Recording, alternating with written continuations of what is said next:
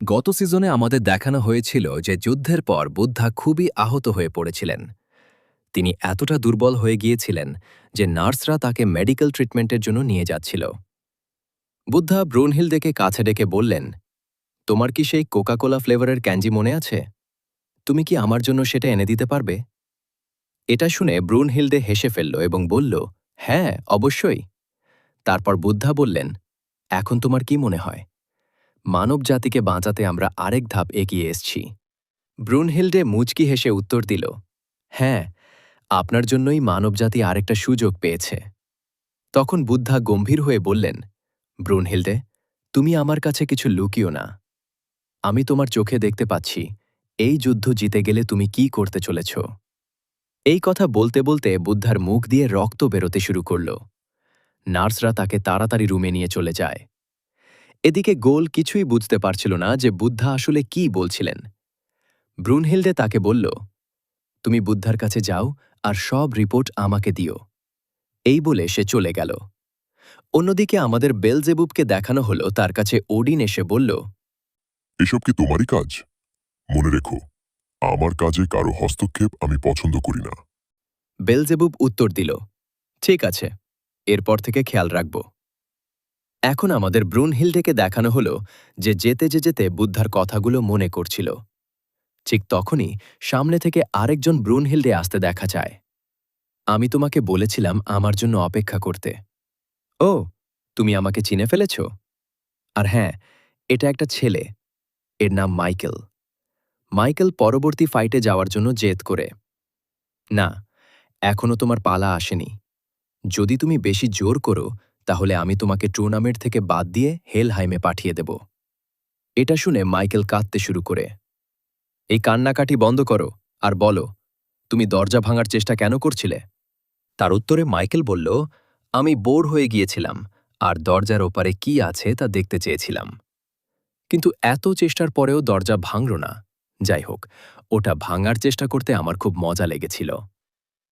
আমাদের জানানো হলো যে মিডগার্ড আর হেলকে যুক্ত করা সেই দরজা যাকে শুধুমাত্র 4 জন দেবতাই পার হতে পারেন। সেই 4 দেবতা হলেন জিউস, শিব, হেডিস এবং ওডিন। মাইকেল আবার তার কিউট কিউট মুখ করে ব্রুনহিল্ডেকে রাজি করানোর চেষ্টা করে পরবর্তী ফাইটে যাওয়ার জন্য। কিন্তু ব্রুনহিল্ডে আবার তাকে না করে বলে সে একটা ওয়াইল্ড কার্ড এন্ট্রি যখন তার পালা আসবে তখন তাকে পাঠাবো। এটা বলে সে চলে গেল। অন্যদিকে আমাদের হার্মিস এবং জিউসকে দেখানো হলো যারা স্কোরবোর্ড দেখছিল।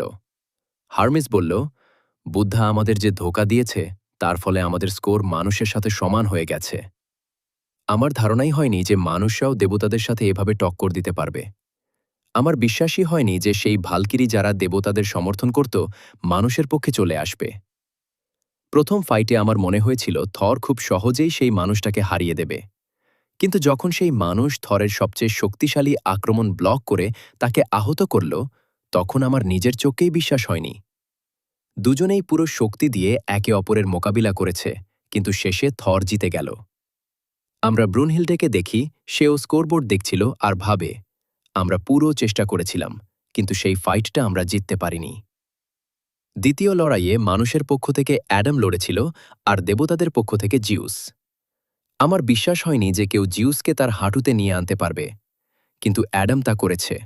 তবে শেষে তার শরীর আর সঙ্গ দিতে পারেনি এবং আমরা দ্বিতীয় ম্যাচটাও হেরে গেলাম। তৃতীয় ম্যাচে পোসাইডনের সাথে সাসাকির লড়াই হয়েছিল।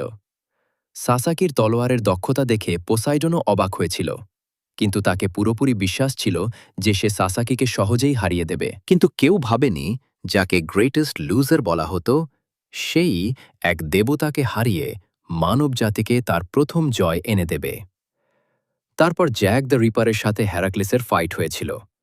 জ্যাকের কোনো আক্রমণই হ্যারাক্লিসের উপর কাজ করছিল না। আমাদের মনে হয়েছিল এই ম্যাচ দেবতা সহজেই জিতে যাবেন। কিন্তু জানা গেল যে জ্যাক লন্ডন শহরকে যুদ্ধক্ষেত্র বেছে নিয়েছিল, যাতে সে প্রতিটি জিনিসকে হ্যারাক্লিসের উপর অস্ত্রের মতো ব্যবহার করতে পারে। কিন্তু তারপরও হ্যারাক্লিসের পাল্লা ভারী ছিল। সবাই ভাবছিল সে জ্যাককে হারিয়ে দেবে, কিন্তু শেষে জ্যাকের চালাকিতে হ্যারাক্লিস হেরে গেল।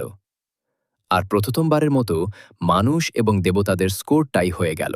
এরপর শিব এবং তামেমনের লড়াই হয়েছিল। দুজনেই কোনো অস্ত্র ব্যবহার করেনি এবং শুধু হাতে লড়েছে। কিন্তু তামেমন শিবের উপর ভারী পড়ছিল এবং তার সবচেয়ে শক্তিশালী আক্রমণে শিবের দুটো হাতই ভেঙে দিয়েছিল। সবাই ভাবছিল শিব হেরে যাবেন, কিন্তু শিব তার অবতার রূপে এসে তামেমনকে হারিয়ে দিল। আর আবার দেবতারা মানুষের থেকে এক ধাপ এগিয়ে গেল। হার্মিস বলল, এখন পর্যন্ত 5টা লড়াই হয়ে গেছে। কেউ ভাবেনি যে মানুষদের মধ্যেও এমন শক্তিশালী যোদ্ধা আছে যারা দেবতাদের সাথে টক্কর দিতে পারবে। আর ষষ্ঠ ম্যাচে বুদ্ধা আমাদের ধোঁকা দিয়ে মানুষের পক্ষে লড়েছেন। দেবতাদের পক্ষ থেকে লড়েছিল জেরোফুকু। জেরোফুকু তার সত্যিকারের রূপে এসে বুদ্ধার উপর ভারী পড়ছিল এবং বুদ্ধার একটা চোখও ক্ষতিগ্রস্ত করে দিয়েছিল। কিন্তু বুদ্ধা পুরো শক্তি প্রয়োগ করে সেই ম্যাচ জিতে নিলেন। আর আবার মানুষ এবং দেবতাদের স্কোর টাই হয়ে যায়। এসব ব্রুনহিল্ডে ভাবছিল ঠিক তখন গোল তার কাছে এসে জানালো যে এখন বুদ্ধার অবস্থা আগের চেয়ে অনেক ভালো।